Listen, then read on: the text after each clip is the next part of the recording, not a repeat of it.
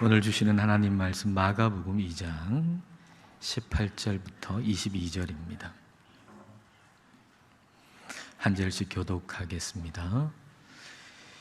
요한의 제자들과 바리새인들이 금식하고 있는지라 사람들이 예수께 와서 말하되 요한의 제자들과 바리새인의 제자들은 금식하는데 어찌하여 당신의 제자들은 금식하지 아니하나이까?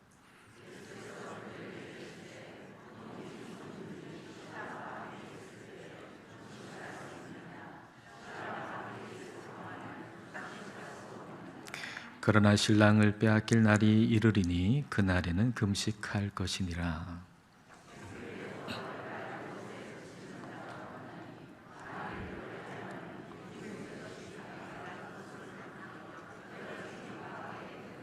함께 읽겠습니다. 새 포도주를 낡은 가죽 부대에 넣는 자가 없나니 만일 그렇게 하면 새 포도주가 부대를 터뜨려 포도주와 부대를 버리게 되리라. 오직 새 포도주는 새 부대에 넣느니라 하시니라. 아멘. 미국에서 나온 책 중에서 출판된 지 일주일 만에 무려 20만 권이나 팔린 책이 있다고 합니다. 그 책의 제목은 How to Change Your Wife in 30 Days. 30일 만에 당신의 아내를 변화시키는 방법. 이 책이 나오자 일주일 만에 20만 권이 팔렸답니다. 근데 20만 권이 팔린 일주일 후에야 이 출판사는 제목이 잘못 프린트 됐다는 사실을 알게 됐습니다. 원래 와이프라고 하는 단어는 없었고 라이프, 인생이었는데 그 라이프를 와이프로 잘못 쓴 거죠. 그래서 다시 회수해서 정정해서 원래의 제목으로 다시 내놨답니다. 30일 만에 당신의 인생을 변화시키는 방법. 그렇게 다시 내놓으니까 한 달 동안에 고작 2권이 팔렸답니다. 내 아내를 바꾸는 방법일 때는 일주일 만에 20만 권이 팔렸는데 나를 바꾸는 방법으로 제목이 바뀌니까 한 달 동안에 2권밖에 팔리지 않았다는 것입니다.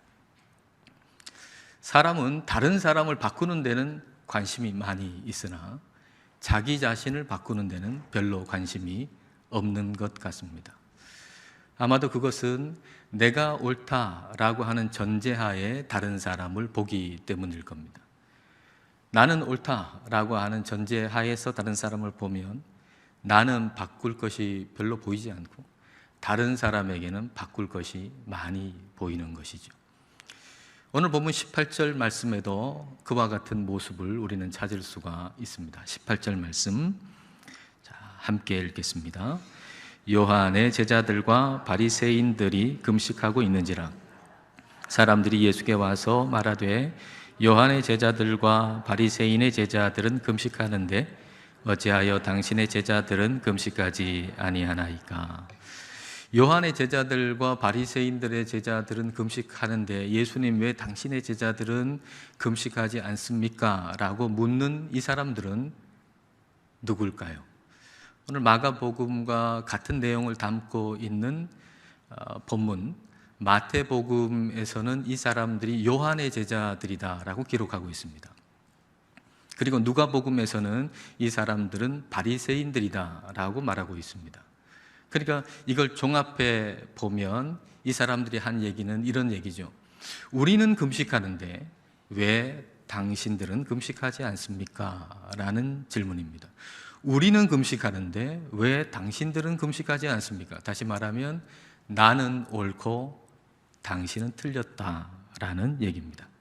만일 여러분이 여러분의 배우자에게 이런 태도를 가지고서 배우자를 본다면 아마 그 가정에는 전쟁이 그칠 날이 없을 것입니다. 가정만이 아니고 어디든 나는 옳고 당신은 틀렸다라고 생각하는 곳에서 싸움이 있기 마련이죠. 우리가 참 평안을 누리지 못하는 이유는 결국에는 내가 옳다라고 하는 감옥에 갇혀 있기 때문입니다. 이 감옥 이름이 내가 옳다라는 감옥입니다. 이 감옥에서 나와야 합니다. 이 감옥에 갇히는 이유는 다양합니다. 심지어는 종교적인 행위를 하면서도 이 감옥에 갇힐 수가 있습니다. 금식이라는 걸 여러분 한번 생각해 보세요. 금식이라는 것은 내 힘을 빼고 하나님만 의지하겠다고 하는 것이 금식하며 기도하는 것 아닙니까? 근데 금식을 하면서도 내 옳음, 내 의로움이라고 하는 감옥에 갇힐 수가 있다는 겁니다. 유대인들은 대속죄일, 그러니까 그들의 달력으로 7번째 달 10일에 금식했습니다. 근데 이 금식의 횟수가 이제 바벨론 포로기를 지나면서 더 늘어났는데 문제는 온전하게 하나님만 의지하는 것이 아니었다는 것이죠. 스가랴서 7장 5절을 보십시다. 자, 함께 읽겠습니다. 온 땅의 백성과 제사장들에게 이르라. 너희가 70년 동안 5째 달과 7째 달에 금식하고 애통하였거니와 그 금식이 나를 위하여 한 것이냐? 금식을 하나님을 위하여 한 것이냐라는 거예요. 내 힘을 빼고 온전히 하나님만 의지해서 그렇게 하나님만 의지하고 붙들기 위해서 한 것이냐라는 거죠. 그렇지 않다라는 것입니다. 이사야서도 한번 볼까요? 이사야서 58장 4절입니다. 자, 함께 읽겠습니다. 보라, 너희가 금식하면서 논쟁하며 다투며 악한 주먹으로 치는도다. 너희가 오늘 금식하는 것은 너희의 목소리를 상달하게 하려는 것이 아니니라. 금식하면서도 여전히 자기의, 자기 혈기가 넘쳤다는 거예요. 금식하면서 하나님께 온전하게 매달리고 붙드는 게 아니고 여전히 자기 의로, 자기 혈기로 가득했다는 겁니다. 바리새인들은 더했습니다.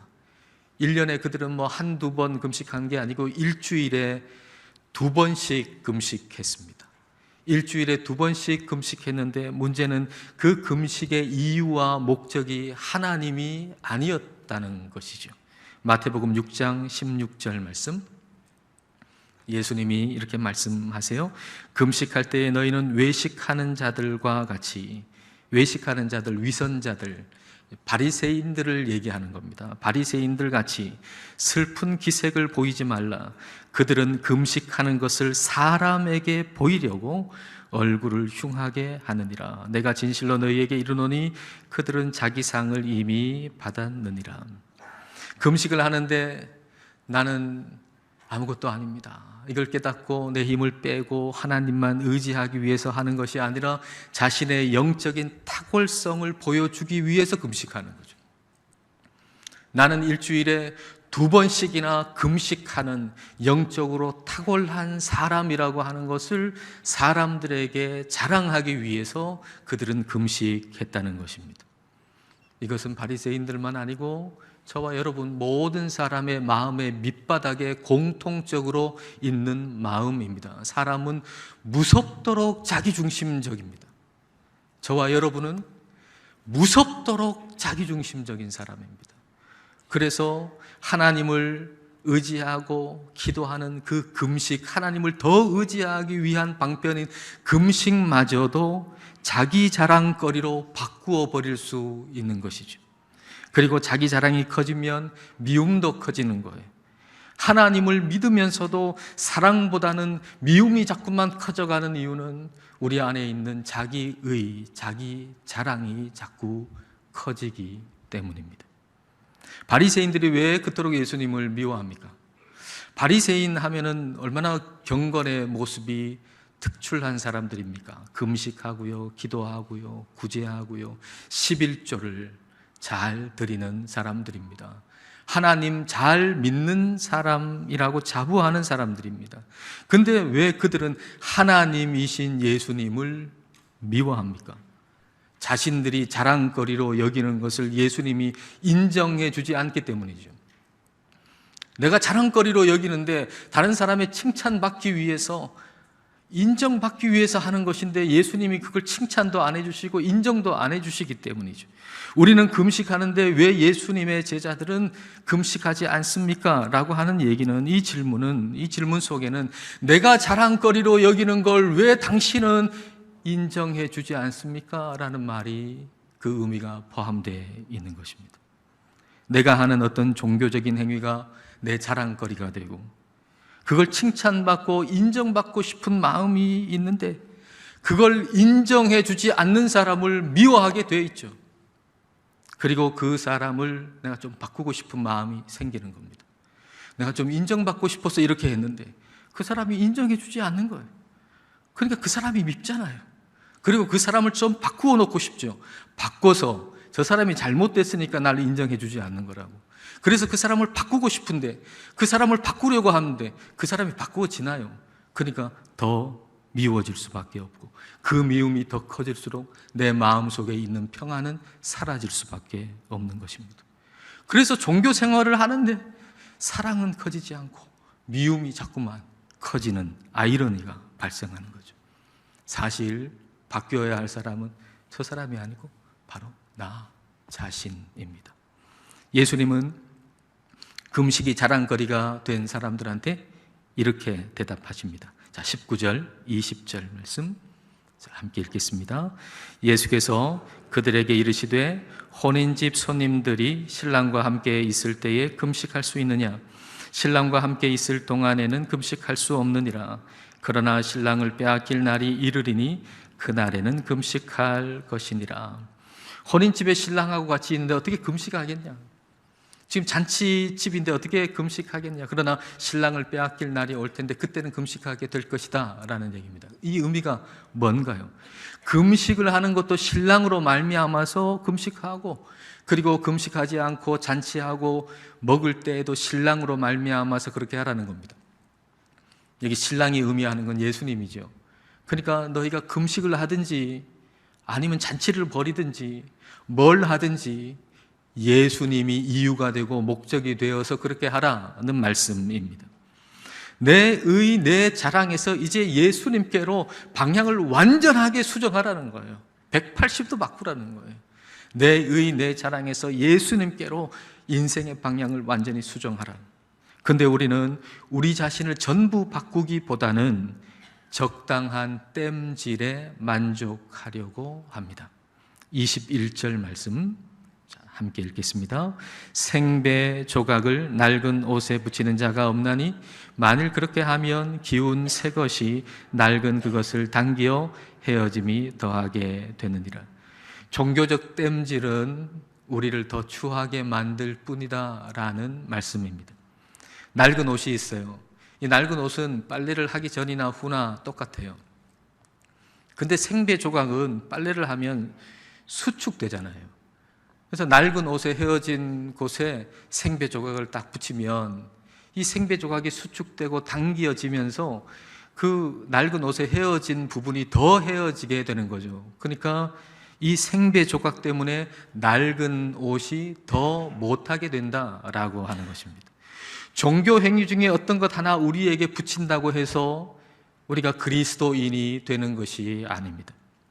낡은 옷인데, 나는 낡은 옷인데 낡은 옷 그대로 있으면서 기도나 금식이나 예배나 이런 생배 조각을 하나 딱 붙이는 거죠. 그러면 생각하기를 나는 이만큼 기도하고 나는 이만큼 금식하고 나는 이만큼 예배 드린다고 교만해져서 이전보다 더 못하게 된다는 것입니다. 우리는 금식하는데 왜 당신의 제자들은 금식하지 않느냐라고 말하는 이 세례 요한의 제자들을 한번 생각해 보십시오. 세례 요한은 예수님은 흥하여야 되겠고 나는 쇠하여야 되겠다라고 예수님 중심인 사람이었습니다. 그러니까 탁월한 사람이죠. 근데 그를 따르는 제자들이 스승의 탁월함으로 인해서 우월의식을 가지는 거예요. 스승이 탁월한데 스승의 탁월함이 나에게 생배 조각이 돼서 나는 그만큼 탁월하지도 않아요. 나는 여전히 낡은 옷이에요. 근데 내 스승이 탁월하다는 거, 그 생배 조각을 나한테 붙여서 오히려 이전보다 내가 섬기는, 따르는 이 스승이 이만큼 탁월하니 나도 탁월하다는 착각, 그 교만으로 이전보다 더 못하게 되는 것이죠. 우리는 탁월한 설교자의 설교를 들으면서 나도 탁월해졌다고 착각하는 거예요. 그리고 웅장한 예배당 교회에 들어가면서 나도 웅장해졌다고 착각하는 거예요. 작은 생배 조각이 나를 착각하게 만들고 나를 교만하게 만들어서 이전보다 더 못하게 만드는 것입니다. 생배 조각 하나, 종교 행위 하나 나한테 붙였다고 내가 그리스도인이 되는 것은 아닙니다. 그리스도인이 된다는 것은 이전보다 조금 더 개선되는 것이 아니라 완전히 바꾸는 것을 의미합니다. 완전히 새로워지는 것이죠. 22절 말씀 함께 읽겠습니다. 새 포도주를 낡은 가죽 부대에 넣는 자가 없나니 만일 그렇게 하면 새 포도주가 부대를 터뜨려 포도주와 부대를 버리게 되리라. 오직 새 포도주는 새 부대에 넣느니라 하시니라. 예수님을 믿는다는 것은 새 포도주를 가죽 부대에 붓는 것과 같습니다. 새 포도주가 예수님이라면 가죽 부대는 우리입니다. 근데 낡은 가죽 부대는 신축성이 없어요. 새 포도주를 넣으면 새 포도주가 발효하면서 팽창하거든요. 근데 낡은 가죽 부대는 신축성이 없어가지고 이 포도주가 발효해서 팽창할 때 터져버리고 만다는 거죠. 그러니까 그렇게 되면 낡은 그 가죽 부대도 버리게 되고 그리고 포도주도 버리게 됩니다. 그러므로 새 포도주는 신축성이 있는 새 가죽 부대에 넣어야 합니다. 우리는 새 가죽 부대가 되어야 합니다. 낡은 가죽 부대를 조금 개선해서 조금 나은 낡은 부대가 되게 하는 것이 아니라 완전히 새로운 새 가죽 부대가 되어야 합니다. 완전히 새로워져야 합니다. 이게 가능할까요? 우리가 완전히 새로워지는 게 가능할까요? 요한복음에 보면 니고데모라고 하는 사람이 예수님을 찾아옵니다. 예수님을 찾아왔더니 예수님께서 그 니고데모에게 이렇게 말씀을 하십니다. 요한복음 3장 3절 말씀, 자, 함께 읽겠습니다. 예수께서 대답하여 이르시되 진실로 진실로 내게 이르노니 사람이 거듭나지 아니하면 하나님의 나라를 볼 수 없느니라. 조금 개선되는 것이 아니라 거듭나야 한다고 말씀하십니다. 다시 태어나야 한다고 말씀하십니다.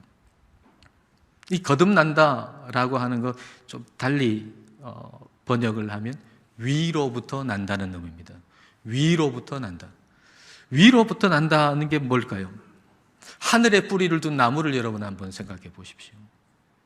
일반적으로 나무는 땅에 뿌리를 내리고 위로 자라지요. 이게 우리 모든 사람의 모습입니다.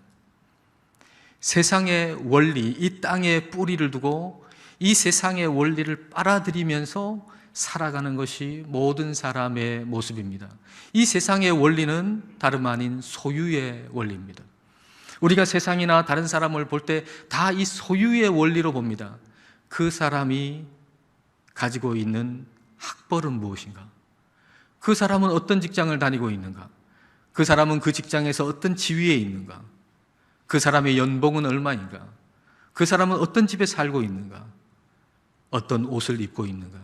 우리가 이 세상과 사람을 볼 때 우리는 이 소유의 원리로 보는 것이죠.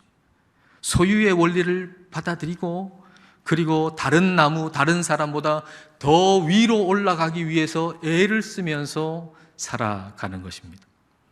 거듭난다라고 하는 것, 위로부터 난다라고 하는 것은 뿌리를 땅이 아니라 세상이 아니라 하늘에 두고 사는 것입니다. 여러분, 우리 사람의 뿌리는 머리입니다. 머리가 위에 있잖아요. 지금 여러분 가운데 머리가 아래에 있는 사람은 아무도 없습니다. 머리가 위에 있습니다. 뿌리인 머리를 하늘에 두고 살아가는 나무, 하늘에 뿌리를 두고 살아가는 나무인 거죠. 하늘의 원리를 빨아들이고 받아들이고 살아가는 것, 그 하늘의 원리는 다른 것이 아니라 관계의 원리입니다. 관계의 원리. 그래서 뿌리인 머리를 하늘에 뿌리 받고 살아가는 사람에게는 관계를 생각하는 거죠. 어떤 일이 하나님과의 관계를 더 발전시킬 것인가, 이 결정이 하나님과의 관계를 더 증진시킬 것인가를 생각하게 되는 것입니다.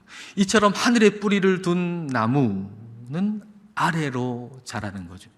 즉 겸손이 이 나무의 성장과 성공인 것입니다.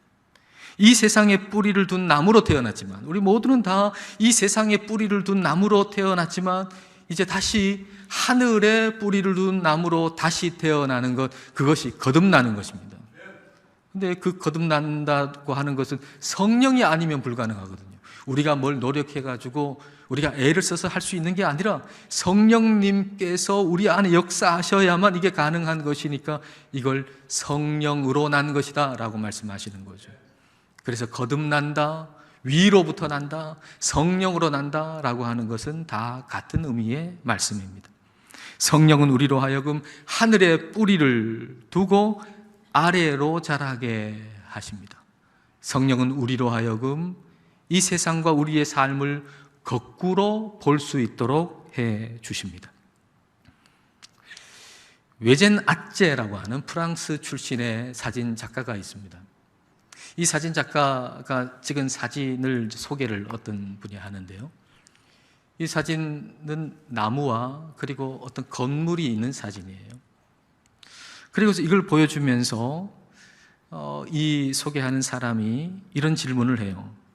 아째가 도대체 무엇을 보고 이 사진을 찍은 것일까요? 그냥 사진 작가가, 이 탁월한 사진 작가가 아무 사진이나 찍는 게 아니잖아요. 뭘 보고 이 사진을 찍었을까요? 그냥 보면 나무고 뭐 건물인데 특별할 거 없어 보이는데 뭘 보고 이 사진을 찍은 것일까요? 그러면서 이렇게 하면 아째가 본 것을 우리도 볼 수 있을 때가 많습니다 라고 하면서 사진을 싹 뒤집더라고요. 위쪽이 아래가 되도록, 아래가 위쪽이 되도록 사진을 뒤집어요. 그 순간에 정중앙에 위에서부터 아래까지 흰색 선이 있다는 사실이 눈에 들어옵니다. 그 건물에 어떤 가스관 같은 게 있었던 곳을 치우면서 거기에 시멘트 같은 걸 이렇게 발라놨는데 그게 일직선으로 위에서 아래로 선이 있었다는 거죠. 그래서 똑바로 볼 때는 우리 눈에 익숙한 것들이 눈에 들어와서 그 선이 보이지 않다가 거꾸로 사진을 드니까 익숙했던 것이 멀어지고 그리고 위에서 아래로 정중앙에 있는 그 선이 보였다는 거예요. 그리고 아째는 바로 이걸 보고 그걸 정중앙에 놓고 사진을 찍은 것입니다 라고 얘기하더군요.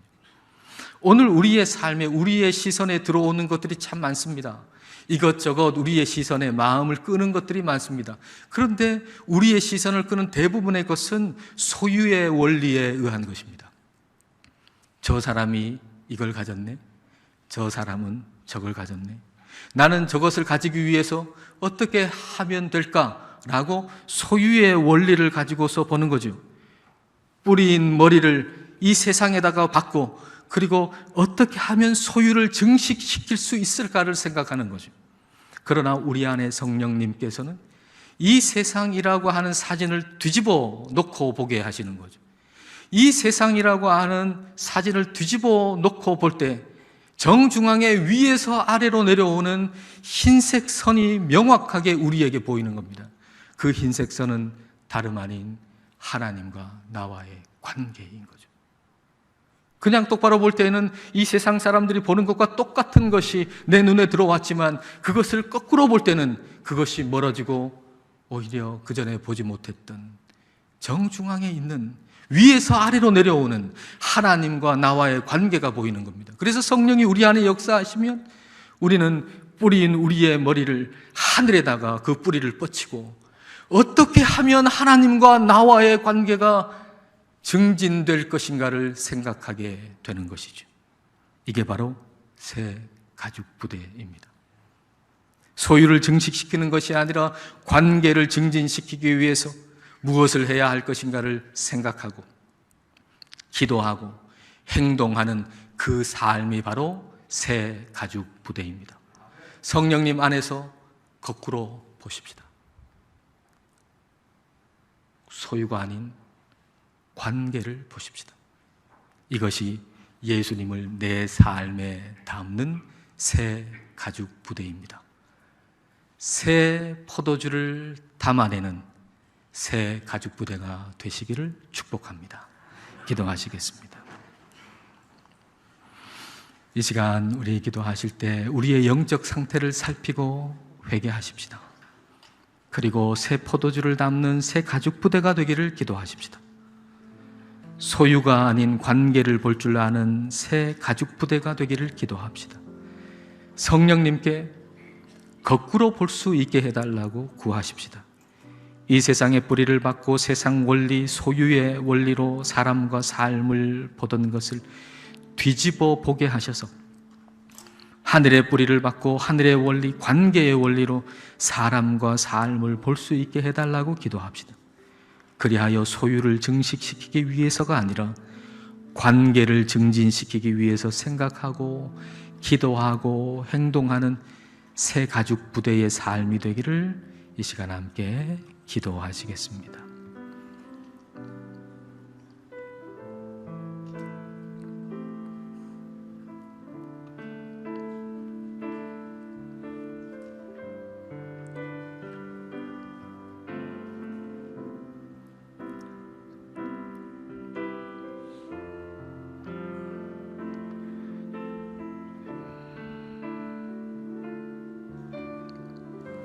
주님, 정작 바뀌어야 할 것은 우리 자신인데 우리는 다른 사람을 바꾸는 데 관심을 기울여 왔습니다. 또한 우리는 자기 의와 자기 자랑이라는 감옥에 갇혀 거룩한 영적인 행위까지도 우리의 자랑거리로 삼았습니다. 우리는 여전히 낡은 옷으로 있으면서 종교적 행위 하나를 생배 조각처럼 붙여놓아서 우리의 내면은 더 교만해지고 더 추하게 되었습니다. 우리 안에 계신 성령님, 우리로 거꾸로 볼 수 있게 하옵소서. 하늘의 뿌리를 둔 나무가 되게 하옵소서. 그리하여 세상의 원리, 소유의 원리가 아닌 하늘의 원리, 관계의 원리로 삶과 사람을 보게 하옵소서. 소유를 증식시키기 위해서가 아니라 하나님과의 관계를 증진시키기 위해서 생각하고 기도하고 행동하는 새 가죽 부대가 되게 하옵소서. 예수님 이름으로 기도드립니다. 아멘.